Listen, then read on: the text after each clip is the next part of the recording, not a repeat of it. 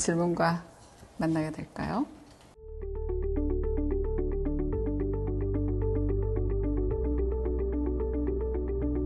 우선 드리고 싶은 말씀은 회사 생활 초창기에 한 그 나쁜 경험이 일터에서 하는 경험의 전부는 아니다. 그거에 무너지지 마시라.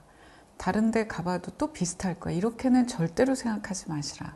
처음에 내가 운이 좋지 않아서 나쁜 경험을 했을 뿐이야. 그게 전부는 아니야. 회사는 다 이래라고 절대로 생각하지 마시라 라는 말씀부터 좀 드리고 싶고요. 여직원들이 얼마나 됩니까? 비율은 8대2 정도. 근데 하시는 일의 특성상 여성이 앞으로 계속 늘어날 가능성은 없어요? 회사에 여자분들이 있을 수 있으나 제 파트로는 좀 여성분들이 많이 들어오시고 남성분들이 많고 일을 직접 같이 하지는 않더라도 같은 회사에 다니잖아요. 그런데 지금 얘기하신 이제 그런 일들이 유독 이라는 부서만 그런지 그 회사 전체가 그런지 블라인드에 올렸는데도 회사에서는 조치가 없었어요? 정확히 확인되지 않은 부분으로는 그럴 때 가만히 있으면 안 된다고 생각해요. 전 우선 보통 어떤 얘기를 할 때 뭐 양적으로 할 거냐 질적으로 할 거냐를 양과 질을 대비해서 선택사항처럼 생각하곤 하는데 양이 많아지면 이게 질적 변화가 생깁니다. 즉 회사에 여성들이 많아지면 조직 문화가 이전하고 굉장히 많이 달라져요.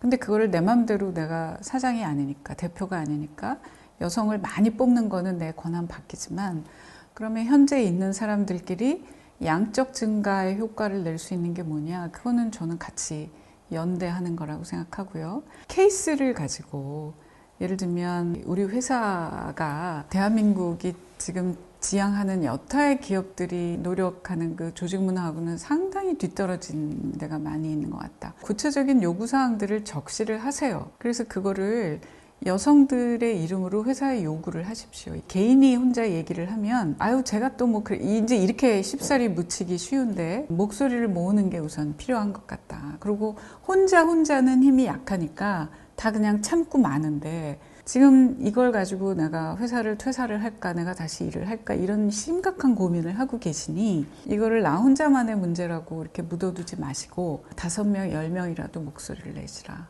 그래서 우리 회사에 이러이러한 일들이 만연하고 있는데 이거는 절대로 다시 일어나서는 안 될 일이고 회사가 직원들을 아끼고라고 생각한다면 이런 것부터 그냥 넘기실 일이 아니라고 생각한다라는 입장 표명이 주로 부서장 회의라든지 임원회의라든지 경영자들의 회의에서 이 이슈가 우선 회의 아젠다에 들어가게끔 하는 게 중요할 것 같아요. 그래서 그 일을 겪은 피해 당사자가 상사한테 가서 얘기를 하니까 아 네가 좋은가 보지 이렇게 하고 처리할 거를 더 이상은 앞으로 그렇게 처리하지 못하도록 위에서부터 넌 이제 앞으로 우리 회사에 이런 일이 생기면 당신 평가에 뭘 어떻게 할 거야 라는 일이 일어나게 하는 게 저는 우선 필요할 것 같다. 그럼 방법이 뭐냐? 우선 여성들끼리 목소리를 합치는 거다. 근데 아무도 안 나설라 그런다. 가장 심각하게 느끼시는 분이 우선 뭐 요새 컨택할 수 있는 포인트는 많이 있잖아요. 그러면 따로 만나시든지 뭐 카톡 단체방을 열든지 같이 모이라는 얘기예요. 그게 압으로 느껴질 정도로.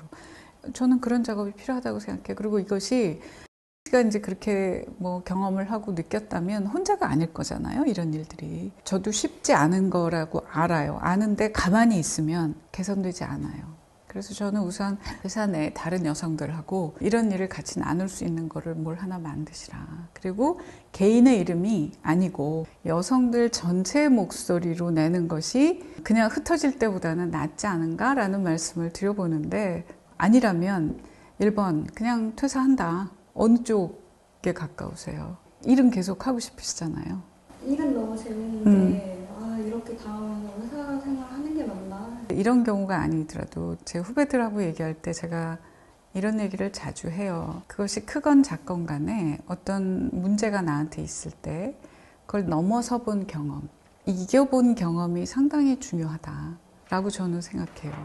나는 일은 계속 하고 싶어 해서 3번째 회사를 가든지 아니면 창업을 했는데 혼자 하는 게 아니라 카운터파트가 있기 마련이잖아요. 그 사람이 나의 고객이야. 그럼 나한테 일을 안 주면 나는 어려워져. 그럼 그 사람이 또 나한테 그러지 말라는 법이 없잖아요. 그럼 그것도 그만두나요? 그래서 저는 너 말고 조직을 생각해서 여직원 전체를 생각해서 이 뉘앙스보다 나를 이렇게까지 힘들게 하는 어떤 문제가 있을 때 그걸 어쨌든 거기서 이렇게 돌아서는 거 피하는 거 아니고 내가 어떻게든지 간에 작은 승리를 해보는 경험이 상당히 중요하다.